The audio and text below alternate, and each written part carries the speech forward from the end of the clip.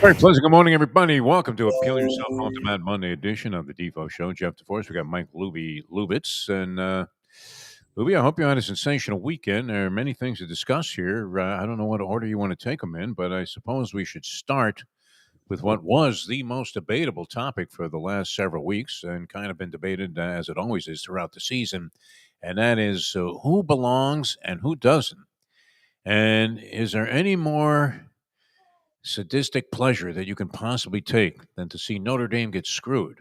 Yeah, that Under is the true. circumstances, you would have to say that it's not even a reach to suggest for a second that they got hosed in a couple of ways.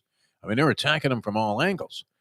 First, they leave an Alabama team that was shredded by Georgia in the SEC championship game. Now, normally that would be no disgrace. Let's face it, Ohio State lost to Indiana in their Big Ten championship game, and really didn't suffer much. They went from number one to number two.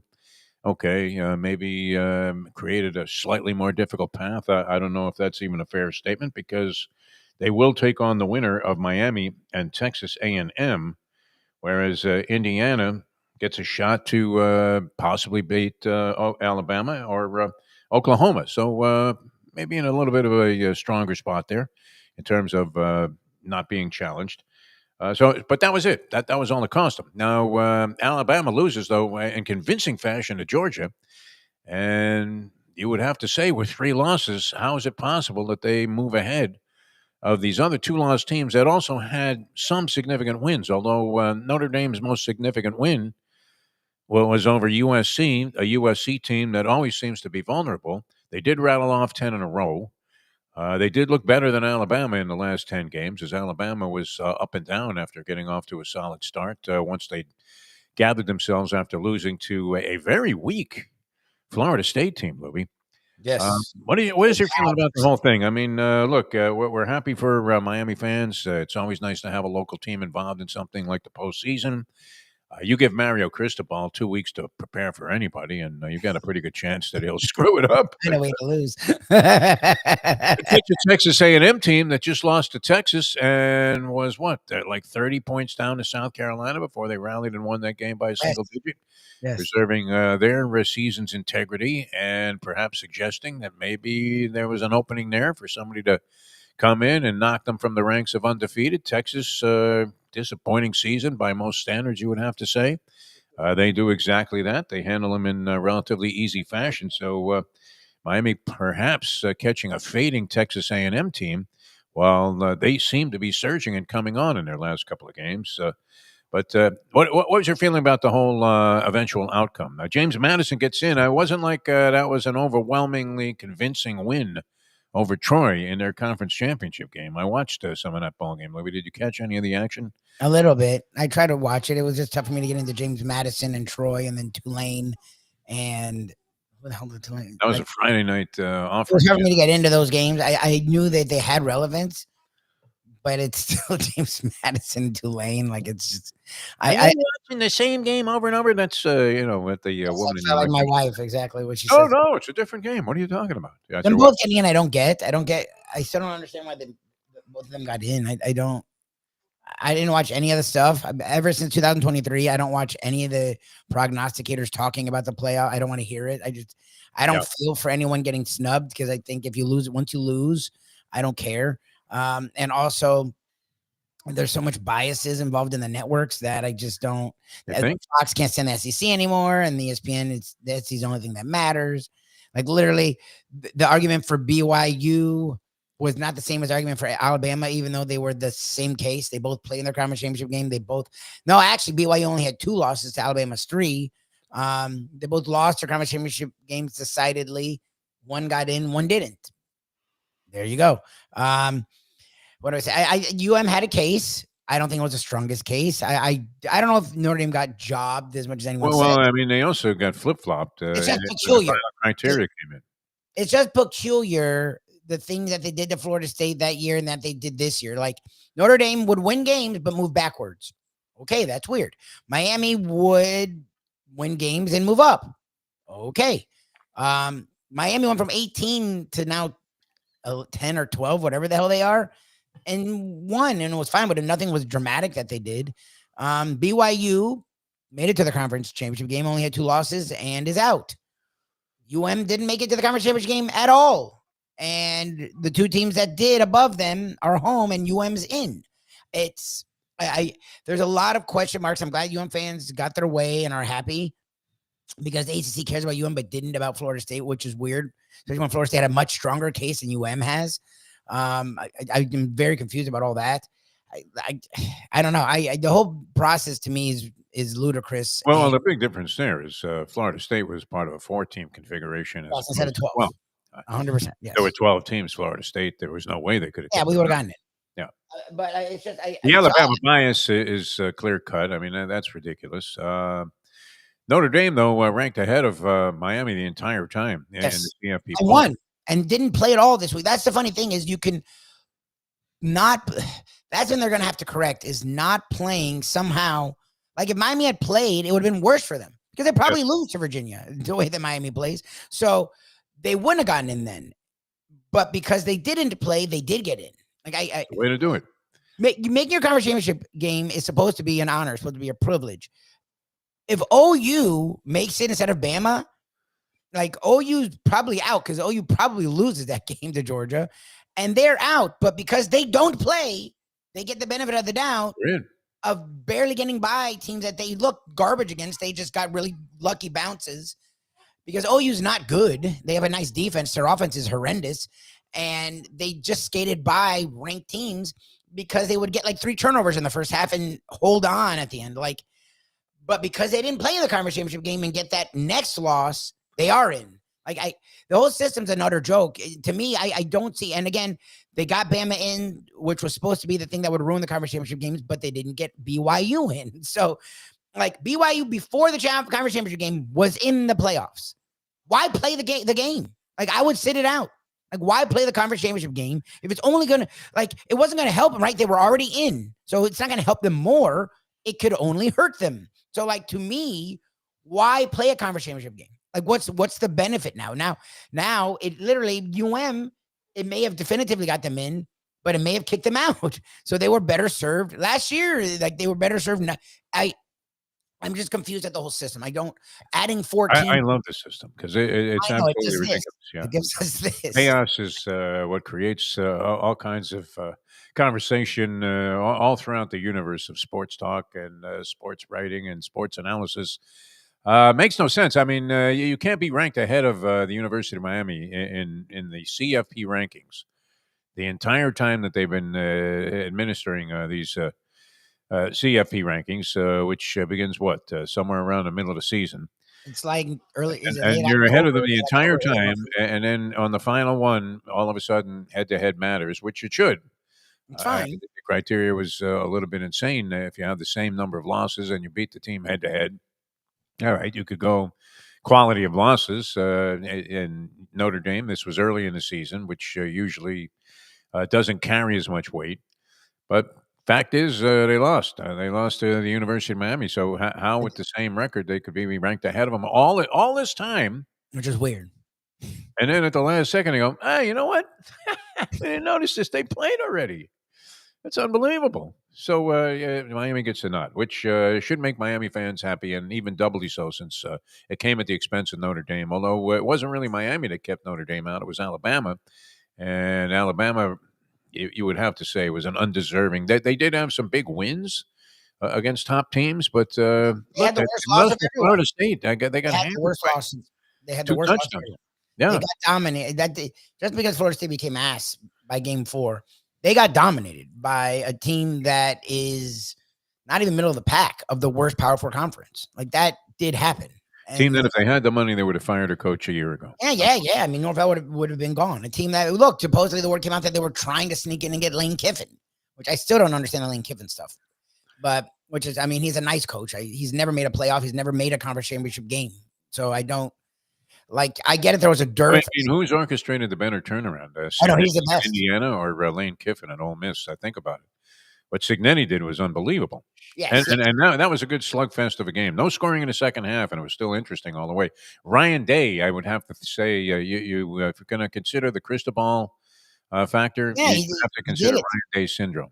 He did it again. I mean, Some it's either very Indiana's sharp defense play is so calling. elite that it forced them out of their game plan, or Ryan Day did it again.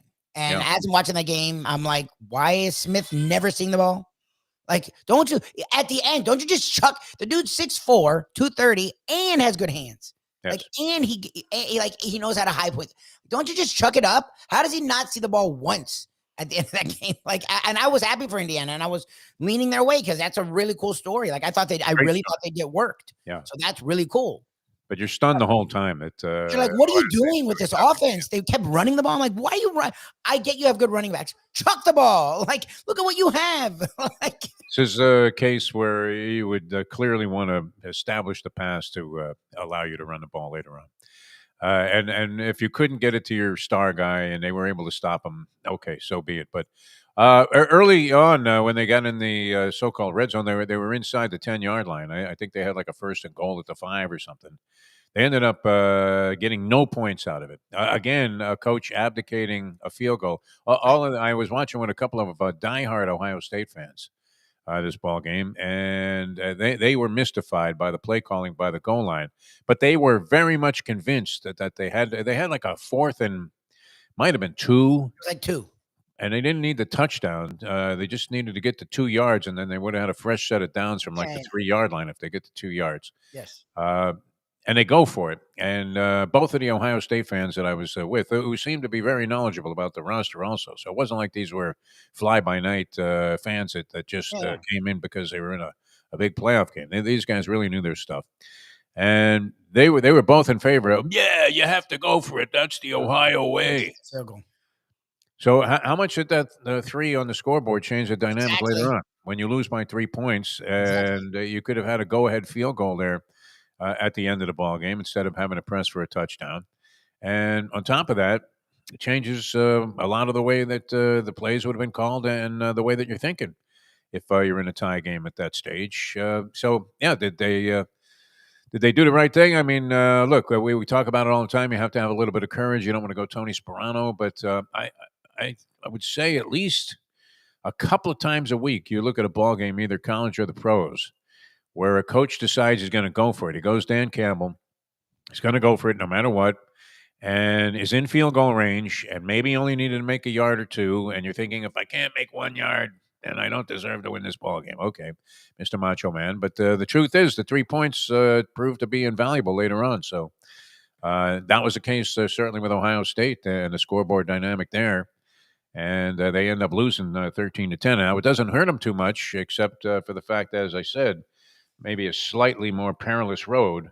What would you rather do? Be taking on the winner of Alabama, Oklahoma, Lubie, or the winner of Texas A&M and Miami, 2 teams that appear to be more dangerous than either of the 2 that Indiana is going to be facing in the second round of the playoffs.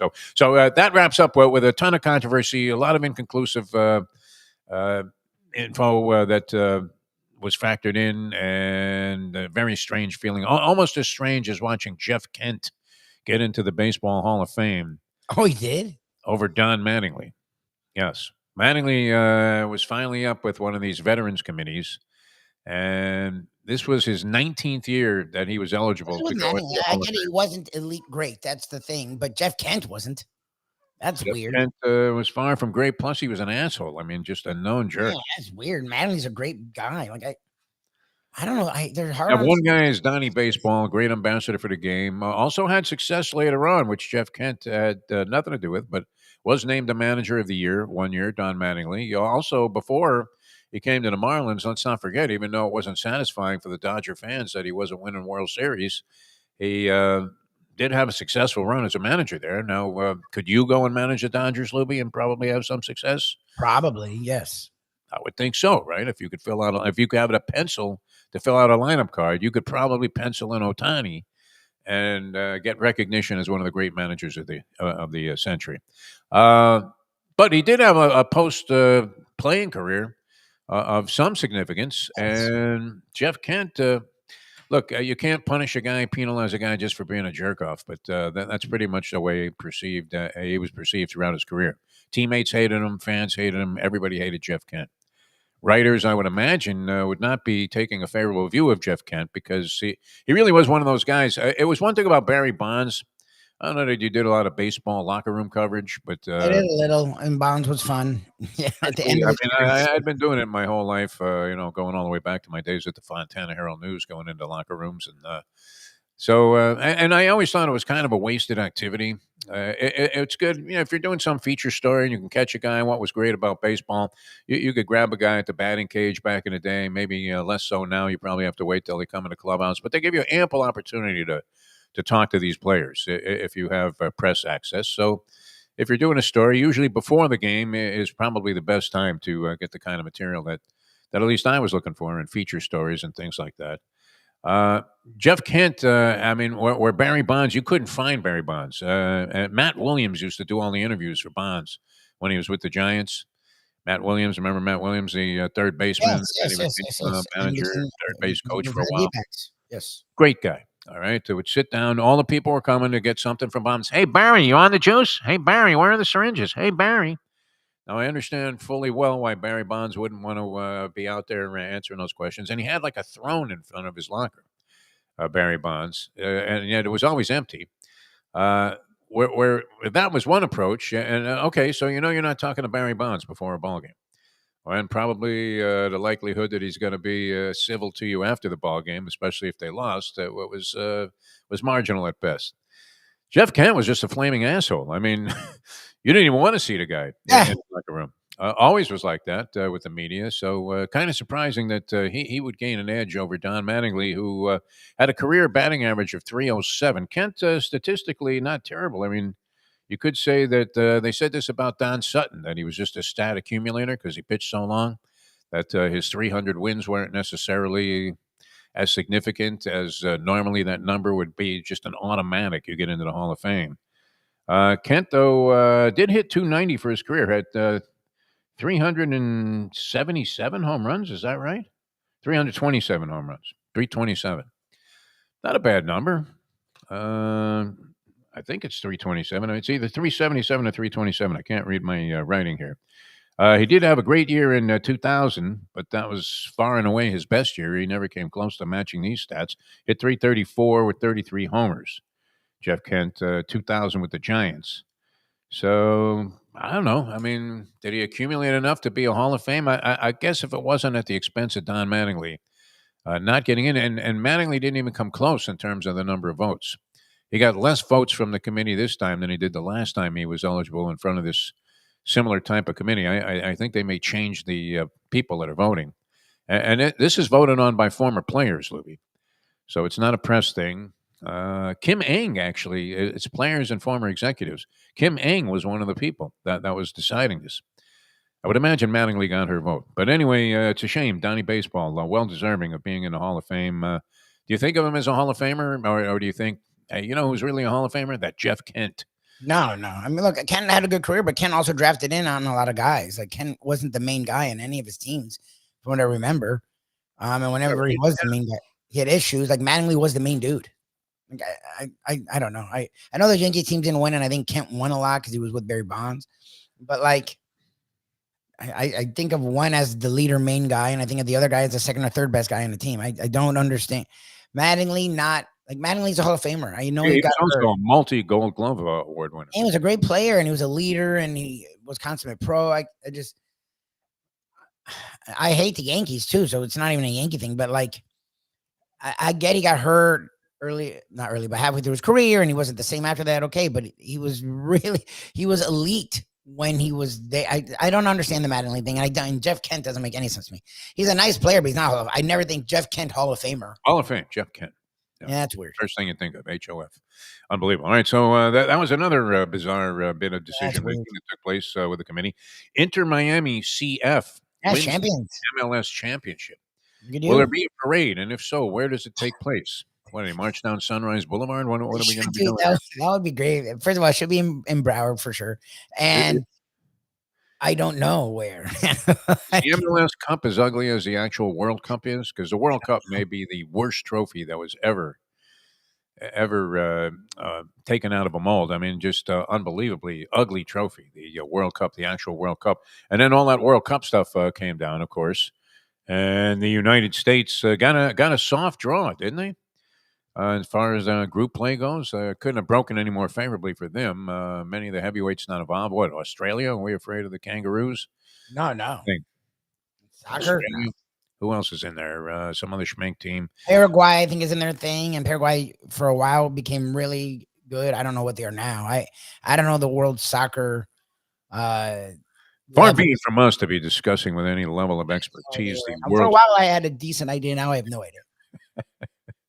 That's coming up in June, Louis. Should we buy up as many tickets as we can to the various arenas, thinking that Probably. we could scalp them and make money? I don't know. I don't know what it's going to be like. I was super stoked when this was announced 2-3 years ago, 4 years ago.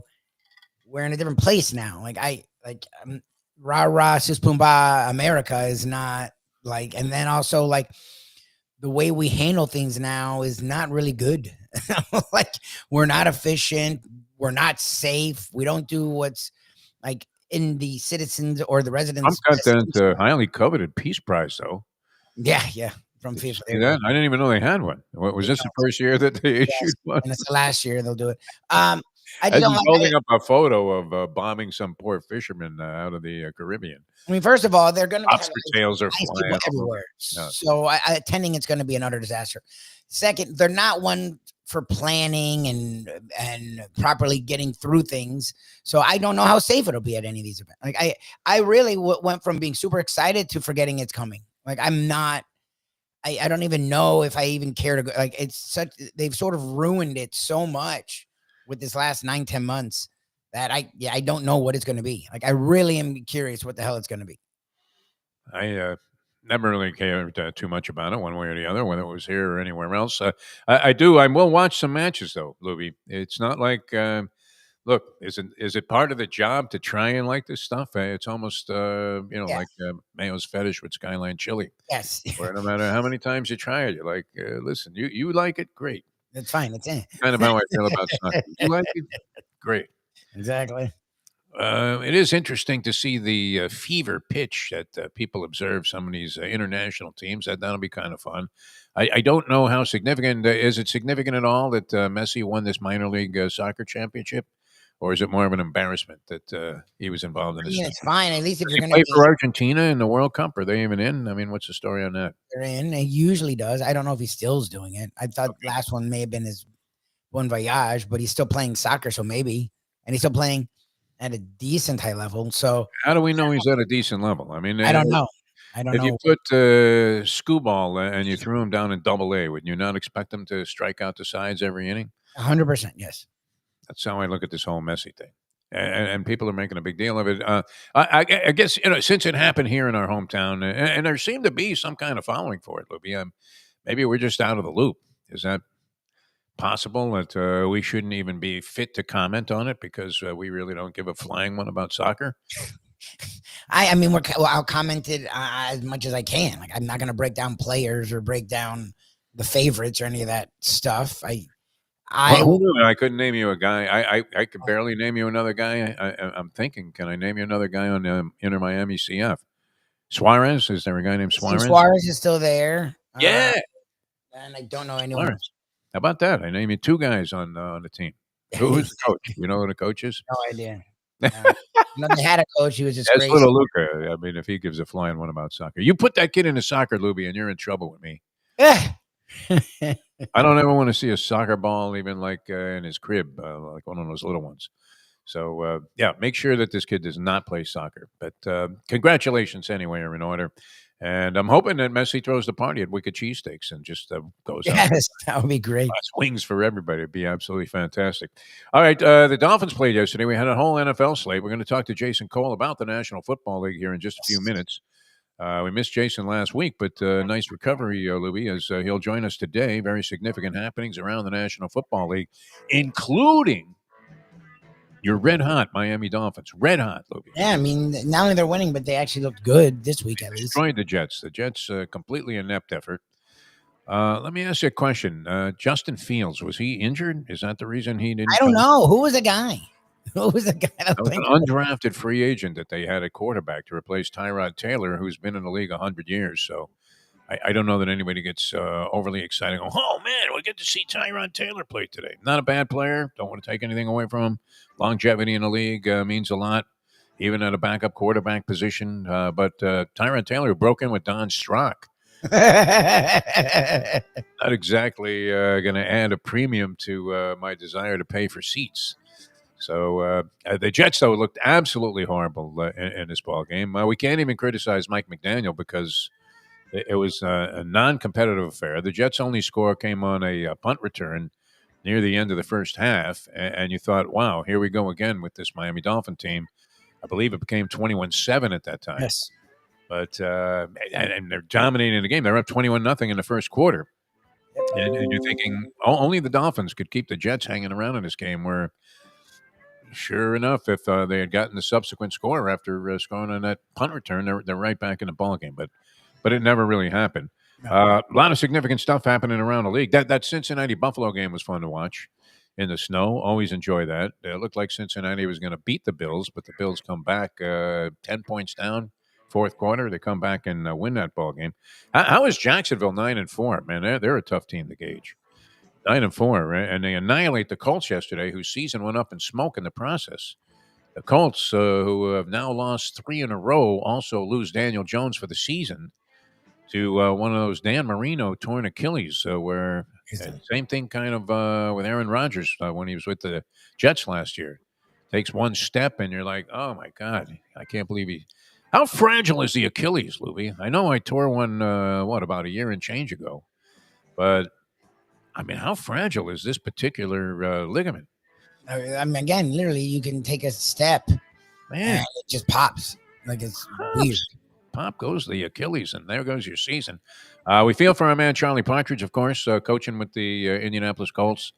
A season that was laden with promise just a few short weeks ago. All of a sudden, looks like it's completely out the window. The Giants are in a position for the number 1 pick. They're horrible. The Jets are drafting right behind them, so it could be New York, New York. Although the Giants, what would they not be inclined to trade that pick? We'll have to ask Jason Cole about this because they feel like they have their quarterback in Jackson Dart.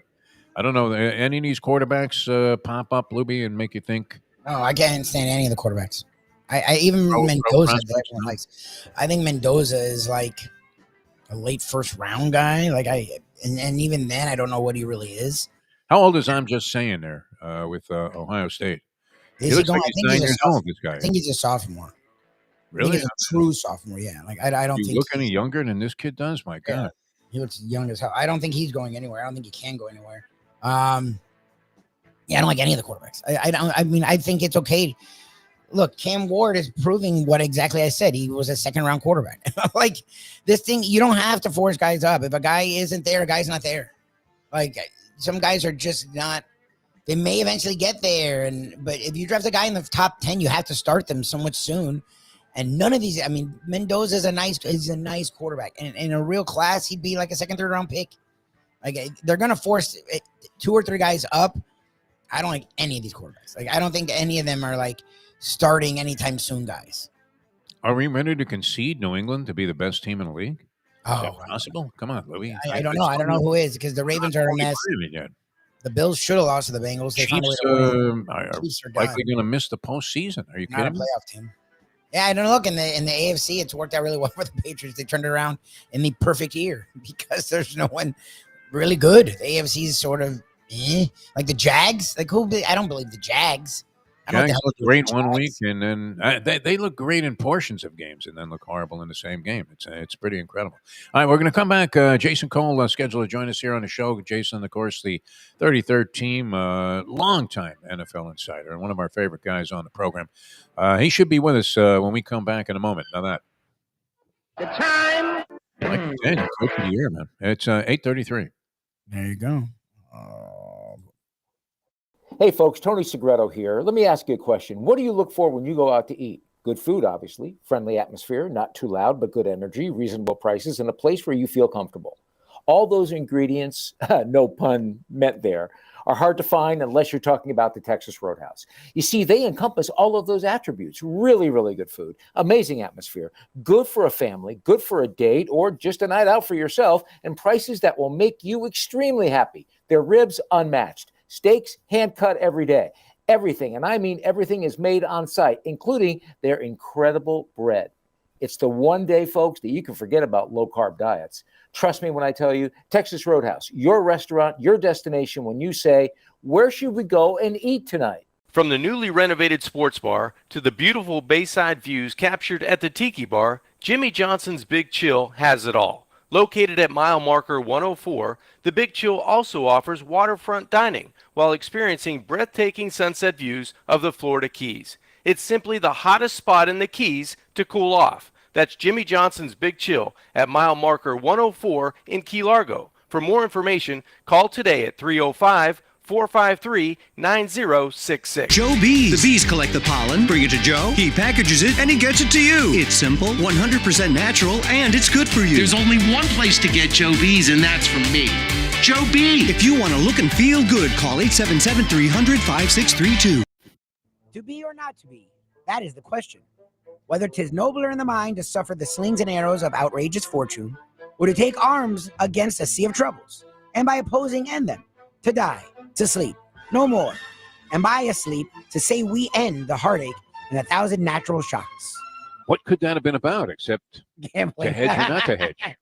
The modern day odd couple, Defo and Lubie, are on now. It is, of course, the Defo Show.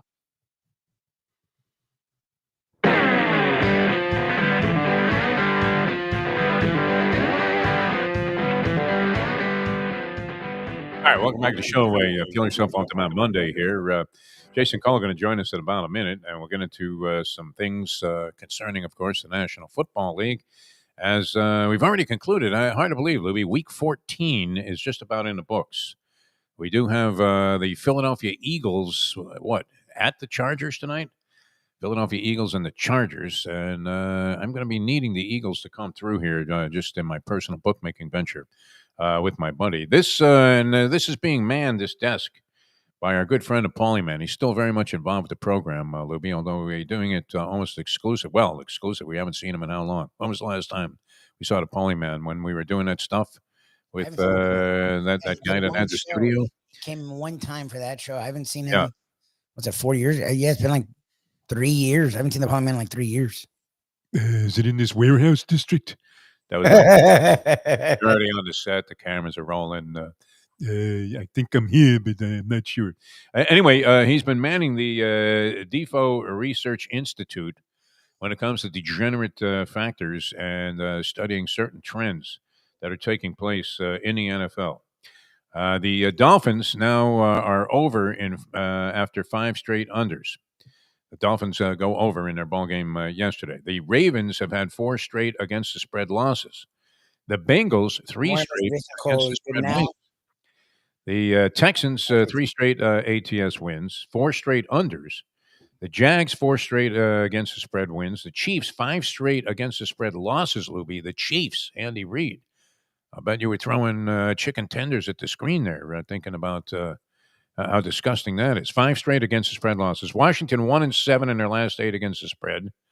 I had them yesterday, of course. They got hammered. Green Bay 3 straight against the spread victories. The Vikings 5 straight unders. Tampa Bay 5 consecutive against the spread losses. New Orleans over after 8 straight unders. They broke that spell yesterday. And Seattle 7-1 the last 8 versus the spread. All right, with that. Speaking of spreads, man, I don't know if this guy was putting a little schmear on a bagel this morning, but interesting story as I related from our good friend Chip Namias, former PR director of the Dolphins, many other clubs, Texans, Oilers, I guess they were at the time, and Tampa Bay Buccaneers. And then he went on to a great heights and riches publicizing these sports movies. So good guy, and he travels around a lot, and he's entrenched in his loyalty to the Florida Gators. And he's telling a story about how, I was going to get a bagel in Gainesville, and I see this guy that I recognized as a long-time, very distinguished NFL writer, and he's cleaning trash off the floor and bussing tables in this restaurant, this bagel shop in Gainesville, for God's sake.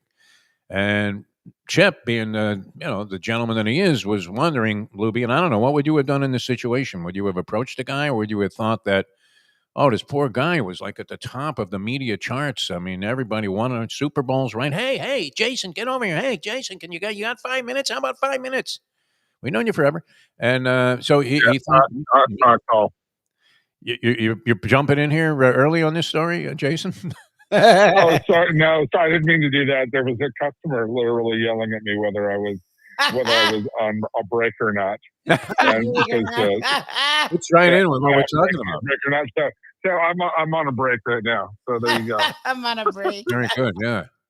So Chip said he was a little nervous about approaching you. Yeah. Yeah, because he thought, well, geez, maybe he's embarrassed, and be like, 20 years from now, I don't know. All work is good work, but maybe you catch Lubie driving an Uber, and he's taking you from the airport in a ratty-looking car, and you're thinking, well, geez, what happened to this guy? But then he came to find out, Jason, not only where you always engaging in conversation, but that you own the place. So congratulations. Yes, I do. Yeah. Yeah, but that was interesting because he was actually concerned that he didn't want to necessarily put you in an embarrassing spot because you had this job as a busboy at a bagel shop in Gainesville. You're all you've done in a media. When you own a bagel shop, you do a little bit of everything. Yeah, and you gotta make it look nice. You gotta make it look nice, and you got to engage with the customers. Yeah. So, Mayo's did the same thing. You were busy. Yeah. I could tell Chip had this kind of sheepish look on his face, like he felt so bad. Wow, it's Jason, and like, Chip, hey, what's up? And and he's classic. Like, oh, you want to talk to me? I'm like, yeah, Chip, I want to talk to you. I want to sell you a lot of bagels. Yeah, exactly. Take a dozen with you while you're at it, you cheap bastard. Yeah, he did actually buy a dozen. So nice. He was not a cheap bastard. He did that. So there you go. Yeah, but excellent. No, it was cute and funny, and we talked for a while. And yeah, I think he was a little bit surprised that I owned the place, and that I was not down on my luck. Which would have been the more common. Yeah, exactly. Well, no, trust me. If you're betting, which you do a lot of, Defo, you would have taken down on luck. So thank God it's not. You were lost, and you do a lot of that. Exactly. But yeah, that was a great story you told, and it was in social media, and I could just picture the scene because I probably would have felt a little. You don't want to necessarily embarrass a guy. Not that it's embarrassing to be doing anything, like I said. All right, week 14 going to conclude tonight. Eagles and the Chargers, but anything? What were your most significant takeaways? Obviously, Daniel Jones getting injured. Looks like the Ravens and the Chiefs, both of them probably going to be out of the playoffs the way they're playing. What really stood out to you this past week? I'm not sure I believe that the Steelers are going to be like rolling the. Like I don't know that they're going to all of a sudden just roll through the final 4 games of the season. So, the Ravens are still kind of there, not in good position, but obviously. I just don't trust. I don't trust any team in that division, even though going into the season you would have said that's an incredibly strong division, but I don't trust any of them. So right now, there's just there's too much up in the air about all of them. I think tonight's really, really important. We'll get to that in a minute. The Chiefs have a lot of work to do because if I'm them, you can think about this season and say, is your hope still alive for this year? And if you get into the playoffs, you got an experienced quarterback. You can play that game in your mind. But I think that if you look at them over the last almost 2 full seasons now, and the big thing is their offensive line has been in disarray, and they tried to fix that with Simmons a little bit. And, and they've been trying to patchwork that together. But when you watch them play, nothing is easy right now. Like 5-6 years ago when they were playing, like it all looked really easy. Like Mahomes would get back there, he'd throw on time, people were open. Now everything is a struggle to guys to get open, to get any yardage in the running game. And I don't think it's because the offense is outdated. I think that the guys who play in that offense have either regressed because of age, which is Travis Kelce. I mean, that's going to naturally happen. There's no shame in what's going on with Travis Kelce. But there's a failure of some of the younger guys. I would say like Xavier Worthy has not come along the way they expected. And Rashee Rice, I mean, people love to talk about Rashee Rice. I'm like, he ain't Jerry Rice. All right, okay, let's stop this. He was when he came into the league, he was a really nice number 3. He's still a really nice number 3. He's never going to progress beyond that. And they put him in this role where he's a 2, and he can kind of get by that way, but he's not good enough. And I think some of it comes back to their running game is so pedestrian to poor that teams can just say, well, look, we'll drop in the coverage. And if they try and run with Kareem Hunt or Isaiah Pacheco, we'll just rally and tackle them for a 3-yard gain because those guys aren't going to hurt us. So there's some of that affects guys like Worthy and Rice, but there's also a decided lack of larger ability, if that makes sense. Like they just don't. Again, they don't make the game look easy. If that makes sense. So I'll ask you what Defo asked me, and being a fan of a team that's been mediocre to bad for feels like 20 years, maybe longer. It's annoying to see this team go from 4 wins to this in one off season, hiring one coach. But are the Patriots the best team in the AFC? And if so, how? How from last year to this? Is Mike Vrabel's that big of a genius? Like, why was he out of coach? Like, are the Patriots the best team in the AFC, and how? I'll just leave it there. Well, Drake May's a really good player, right? So you start with Drake May. He's really good. I don't know if he's great, but he's really good. He's also really good at a time when overall quarterbacking is suffered. Like the depth of quarterbacking has decreased. And on top of that, like it's a bad year for Lamar Jackson. Joe Burrow has, got hurt again. Aaron Rodgers is in further decline. Mahomes, we talk about, is not getting any help. So all of a sudden, a lot of people are regressing to the norm, and he's stretching beyond it. So those two things are working in unison, where he looks a whole lot better than I think he really is. If you put him in an era with the Mannings and Breeze and Brady and all those guys, I don't think he's quite there. He's certainly not there yet. Yeah. Okay, but in a mediocre year, and I think if you look around the NFL, it's a mediocre year. He's a step above that, and they're beating the teams that they're supposed to beat. If you look at Mike Vrabel and the way that he coached in Tennessee, he's very smart about, do the normal things well. Like one of the things that Belichick was really good at is you don't have to make it overly complicated all the time. Yeah, you don't have to draw up a bunch of really great plays.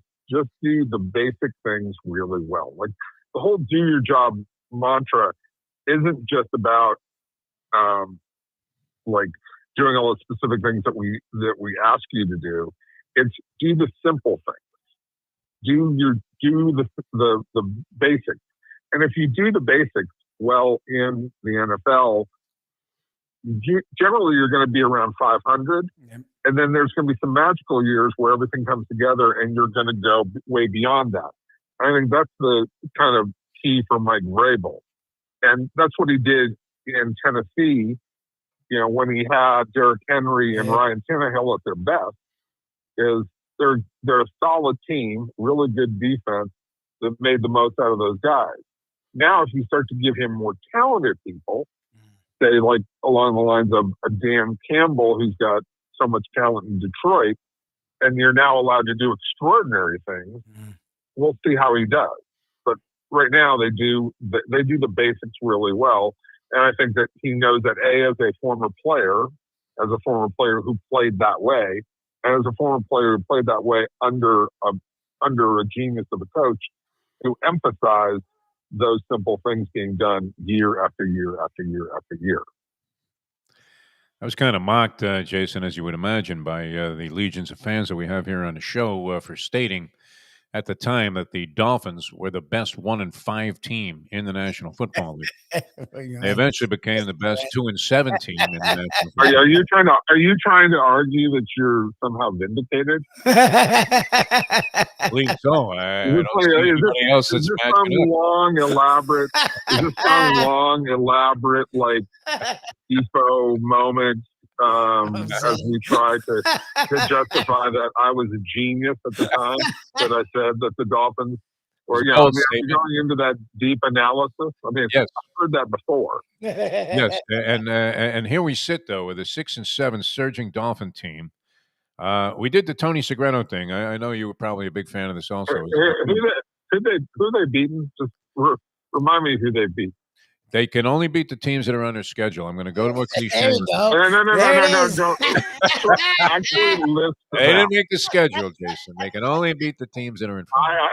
I actually list the teams that they have beaten. I can't even remember because I have the Bills. The Bills are one of those. The Saints with a big win.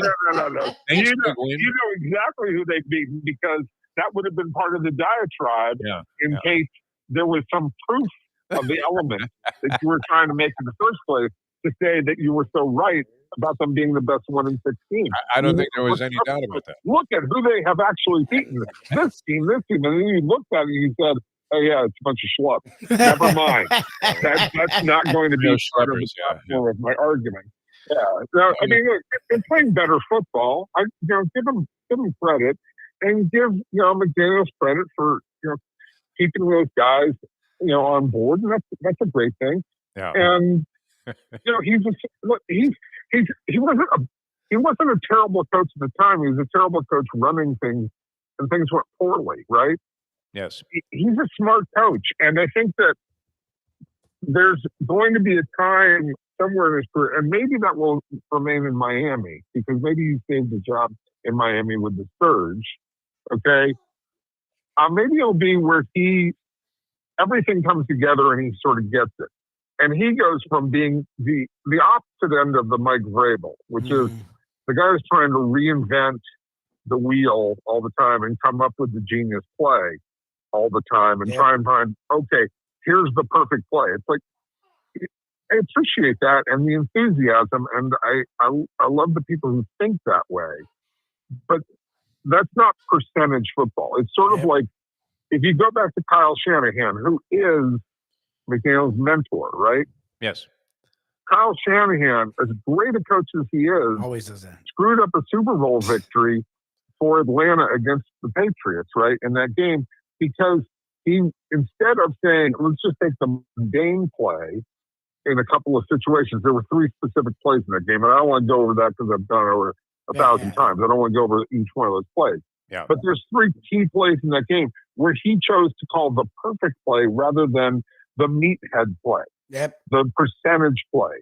And sometimes people need to understand football, for all the genius that applies to it, and it is chess with human beings, for all that genius, it is also sometimes just a meathead operation where you slam up into the middle and you run the clock and you put yourself in the best position to just kick a field goal. Yes. Like sometimes that's all you want to do. And so McDaniels is at the opposite end of that spectrum, the guy trying to reinvent the wheel. And Vrabel's at the other end going, okay, this is the percentages we play. And then when I get more exotic players and I get better players, I'll be able to do some other things. It's just,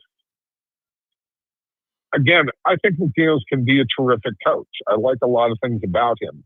I also like, I don't think he takes himself too seriously, which I think is really cool. Okay. And that tends to work long term more than the opposite end of the spectrum. But you do have to win games, and they're winning games. They're beating a weaker schedule. It's working fine right now. And unless, Sean McDermott or a John Harbaugh gets fired somewhere, he probably keeps his job, because who are you going to go get?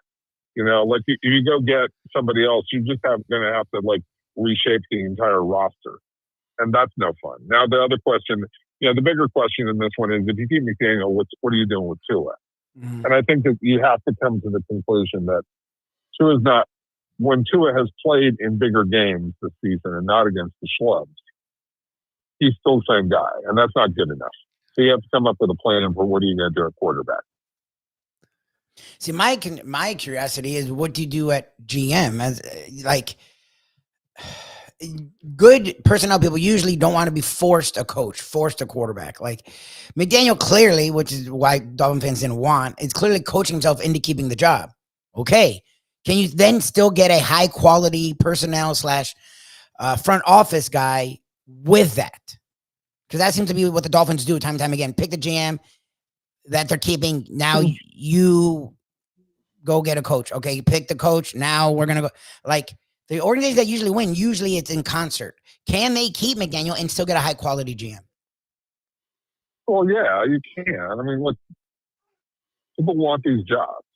Like, they're high-paying jobs. Okay. What I think you need to do is, what I would be doing is looking at a list of people who have worked with guys like Kyle Shanahan, with Sean McVay. I mean, and some of those guys have been spread out. Like Holmes is up in Detroit now. He was with the Rams. Adam Peters is down in Washington. He was with the 49ers.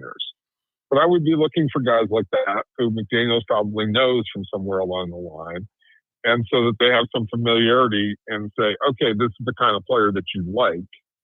They don't have to have agreement, and you don't want to have necessarily a yes man, but you want to get a GM who believes in this philosophy, if this is the philosophy you're continuing with. Now, I would always caution this is, if you're staying with McDaniel, stay with McDaniel.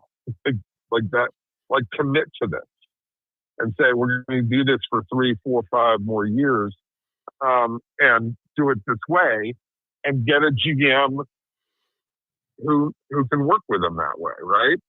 Don't do the up and down thing where you hire a GM and knows how to work with him, but you're not so shot up about McDaniels that you're like, okay, maybe we'll only keep him for 1 more year, right? Like that's where you really get yourself into a lot of trouble, if you're just not very consistent on both ends. So if you're re-upping with McDaniels and you're saying you believe in this guy, you're going to go the sort of Baltimore-Pittsburgh direction of, we're going to have consistency at this position. We're not going to change. We're going to keep the head coach in place, and we're going to get a GM to go with him, to work in concert with him. That's the part that you got to commit to a philosophy and stay with it. And again, with McDaniels, my only concern with McDaniels is always like, are you going to play physical football? Because they don't really play physical football, and they're not. And you can say some of that's okay in the first 2 or 3 games of the season because of the way that people coach during training camp. But this extended on into the first week 4, 5, and 6, where they just were not physical. They've become more physical as the season has gone along. Some of that is because they're playing weaker opponents. They were clearly the best 1-5 team in football at the time. You have that script there ready. Exactly. You are dying. You are so badly wanting to read that script. You had it ready. You worked on it. Like you stayed up an extra hour later. This is brilliant. Let me tell you what, I was right 7 weeks ago. Oh, you idiots out there. You've never listened to Defo. You don't respect me. You don't love me, and you should. How do you know Defo so well? Non-believers, all of these fools that were out there. I've seen this routine, yeah. All right, let me ask you this, Jason Cole, because we were trying to figure this out. It doesn't seem like there's that surefire, can't-miss generational talent at quarterback coming out of the college ranks. How valuable, and the Giants, who are in a position to draft number 1 right now, feel like they have their quarterback in Jackson Dart, and they went out of their way to get him, and he's acquitted himself when he's been in the lineup at a very decent level to make you believe that they don't need a quarterback in the draft. So how valuable would that number 1 pick be in light of whatever it doesn't seem like there's a guy that all of these pro teams are drooling over at the QB position. How valuable is that number 1 overall pick this year? Right now, not very valuable. It's not like you're not going to get a truckload for this. This is the one where you sit there and I always love the people who are like, oh, look at the trade value chart. You can get this and this and this. Yeah. Yeah, if the player worth going up for is good, Yep. sure, you can get that. If the player is up there is not worth that much, you have to trade for a lot. You have to trade for a lot less, and you just have to live with that. So I don't think it's going to be that kind of year. We'll see who emerges as a top defensive end or offensive tackle. Those are usually the kinds of guys that you take at number 1 overall if there's no quarterback. I don't think there's anybody out there who's so singularly talented that they're running away from the rest of the pack. So that number 1 pick, I would bet on it staying with whoever ends up number 1 overall. Giants are that team for right now. Hey, Jason, break's over. Let's get back to work. Oh, you wouldn't be yelling at it. You got to do it. You got that's Chip. See, I'm afraid if I did the Chip Namius impersonation, it would sound more like Harvey Green, and that's not fair to Chip. There is a similarity there. I mean, although Chip does, there's some similarity and that's why Chip does such a spot on Harvey. There's a great Harvey Green. Oh, he does a fantastic Harvey Green because it's in him. It really is in him. Anything more? Yeah. Come on, guys. Well, yeah, come on. Harvey. Yeah. There's a Shecky Green thing. That's what this is. I've heard Chip's. Shecky and Harvey probably were related. That's probably true. I wouldn't doubt it.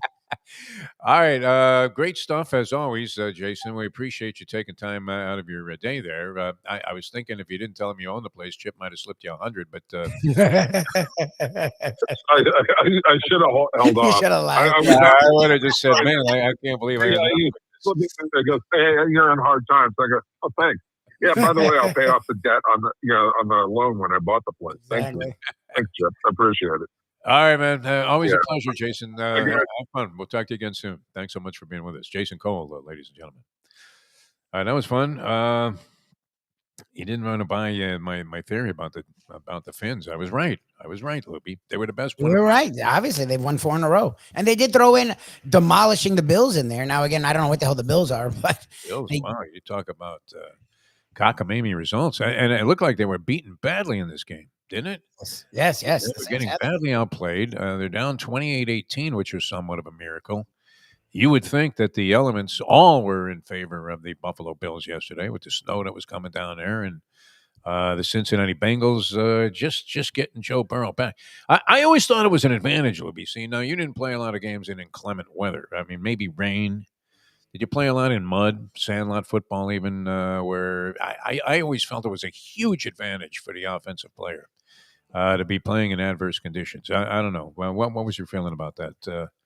Snow, I thought, wow. I mean, as a wide receiver or even a running back, if you get into so-called space and have to maybe juke out 1 or 2 guys, great advantage to the offensive player. You know where you're going, and they don't. Oh, yeah. Weather's always an advantage, or it's supposed to be. I mean, rain, I guess, is tough for passing, but you know what's going on. They don't. That's what it looked like. I mean, that had overwritten all over it, and that's the way it came out. But somehow the Bungles managed to bungle it away. Wow. And lose that ball game. So the Buffalo Bills stay somewhat upright after Week 14. Denver, again, I mean, another non-covering win, narrow win. Should have been a blowout against the Raiders, who are awful. And they managed to win that game. And we'll see what happens tonight. I don't know. Any thoughts? Are the Eagles a shot team at this point, Lubie? The Chargers are always enigmatic. Yeah, it's 2 very, very weird teams. The Chargers seem to be coming on. The Eagles seem to be struggling. But it feels like either of those teams can switch roles at any point. I have no idea what to do with that game. Yeah, so I wanted to run these other games by him, though. See, now, Pittsburgh, you would have thought the Dolphins beat Pittsburgh, except they gave a great account of themselves yesterday. And with Aaron Rodgers performing well after one of the schlub games of his career, Pittsburgh comes back and resurrects themselves from the dead. So maybe that's more of a challenge than it looks like. Cincinnati, that's on the road. Cincinnati capable of beating the Miami Dolphins because they can put up a lot of points. They have no defense whatsoever. Yeah. Tampa Bay doesn't look like it did. Oh, they're struggling. They're staggering around. They lose to the they're Saints yesterday outright. Ridiculous. Yeah, And New England may be playing that last game for nothing. So what if the Dolphins went from 2-7 to running the table with an 8-game winning streak, Lubie? I don't know. It's doable. I mean, I don't know what to do. Out of the realm of possibilities. Probably. I don't know what to do with it. I'm not a fan of it because I still don't think they're a good team. But if you can win. Wow. Then what do we say about Mike McDaniel? And it was He's Chris the coach Carroll next year. Lauren. They should bring in Dale Talon to. Yeah, there you go. That'd be perfect. You crossover sports. All right, we're going to get out of here. Thanks so much for being with us. For Mike Lubie, young Luca was well behaved today. Jason Cole, our guest on the program. We'll do it again tomorrow. Thanks for being with us. I'm Jeff DeForest. We'll see you next time as we leave you know that. The time. He had me there too. I had my notes, Lubie. I had my whole thing proving that I was right about them being the best 1-5 team in football. And you know that's what we're all about here on the show. We want to prove that we were right with a ridiculous, ludicrous statement that people are not for. Yeah, sure, they're DeForest. They're the best 1-5 team. How many 1-5 teams are there, you asshole? Exactly. I think there were a couple at the time. All right, we're going to get out of here. Thanks for being with us as we leave you know that. The time. It's 9:05. Let's go to eat a damn snack. Look what they done to my soul.